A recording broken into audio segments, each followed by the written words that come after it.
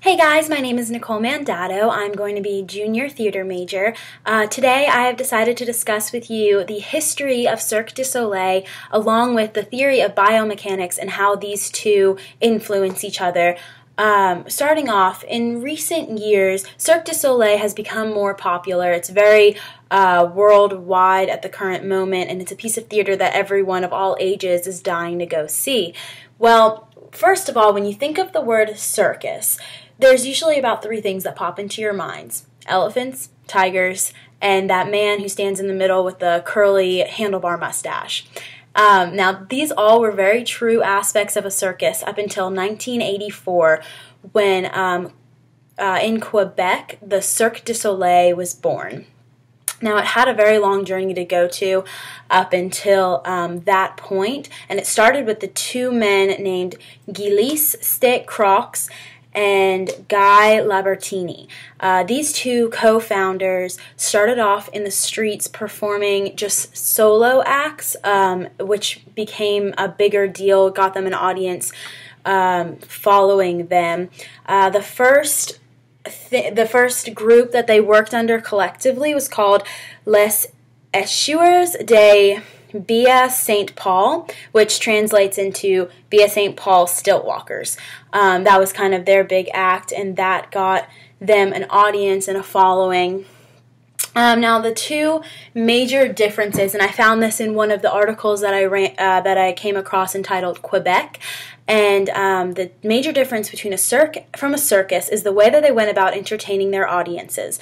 Cirque is an experience that focused on skill instead of obscurity and on the story instead of bewilderment.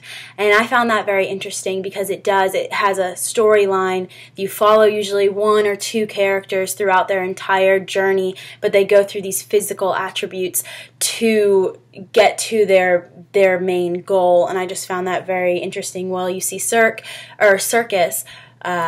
is just a bunch of circus tricks and acts, and they don't usually come together for one storyline, which is what the two co-founders were striving for. Now, they spent much of their time trying to get a following, trying to get audiences. So after their success with getting a following, they still didn't have enough funds to do the shows that they wanted to do. They wanted to have more spectacle to their shows than just the tricks themselves, and they didn't seem to have the funds for that yet. But in 1984, the company was given a golden opportunity that they clung to and used to their full advantage.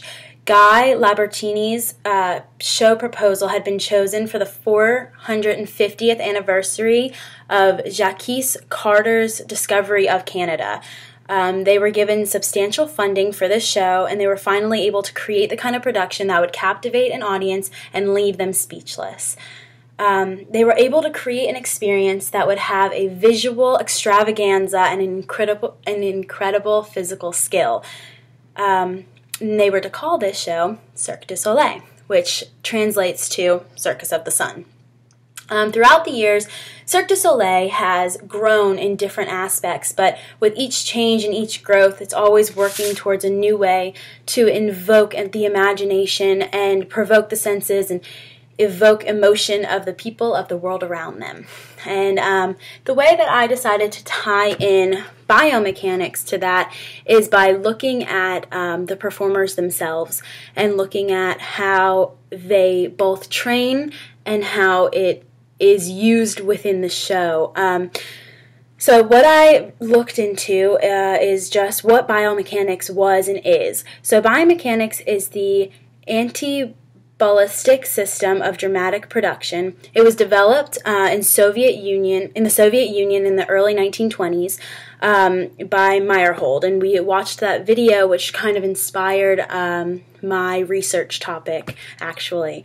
So as it stated on an online article that I read entitled Biomechanics, Meyerhold drew on the traditions of Commedia dell'arte and Kabui and on the writings of Edward Gordon Craig for his system, in which the actor's own personality was eliminated and he was entirely subordinated to the director's will.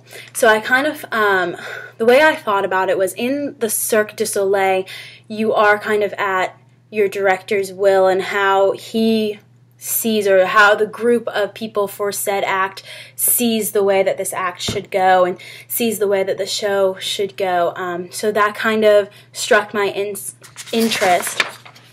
The video that we watched stated that with great practice, this biomechanic training can be more than just an exercise that an actor uses to prepare one's body for the performance, but it actually was used within the performance itself.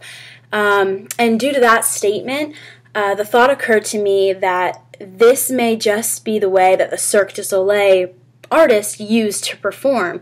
In the article entitled "They All Fall Down," the author goes into describing how the show, The Birdhouse Factory, he describes how the use of Cirque and biomechanics created the show. And this show was set in a factory setting, and all of the costumes were very factory worker mechanics. And they did a lot of different of the Cirque acts, but there was so much control in their body, and that made me think of the different trainings that the biomechanics talked about in that video. So the two things that kind of tied together to me were Cirque is a very, very physical performance. It takes a lot out of you, and you're constantly putting on a show, not only just portraying a character, but your body is physically put to the test. And it requires a lot of control of one's body, which in my mind is kind of how the training in biomechanics teaches you. Cirque is all about making your body move in ways that you didn't ever think was possible, but throughout it you have to tell a story, and that fact alone makes you push past what your mind believes is possible and makes you go 10 steps further. Cirque, for the performer, not only challenges your body in a physical way, but it also challenges your mind on an emotional level. There has to be a lot of trust that goes into Cirque and Cirque performances and Cirque artists, and not only just trust with one's scene members or with one act members, but also with oneself. Imagine yourself getting to the top of the giant Chinese pole or the giant silk or what have you, and let's just say that it's to the top of Russell Auditorium. So when you get up there, if that thought crosses your mind of not trusting yourself, and what if my hands can't hold me anymore? What if my feet can't hold me anymore? Then that's gonna be the thought that stands between you and hitting the floor. If that thought crosses your mind, then you're gonna lose faith within yourself to keep going with that act. So that's just a very scary thought, but that's, in my mind, how the biomechanics tells you to lose all of your thinking and what's in your mind as a person, as Nicole. What I'm thinking is different than what you should be thinking while you're on stage doing these very physically intense tricks.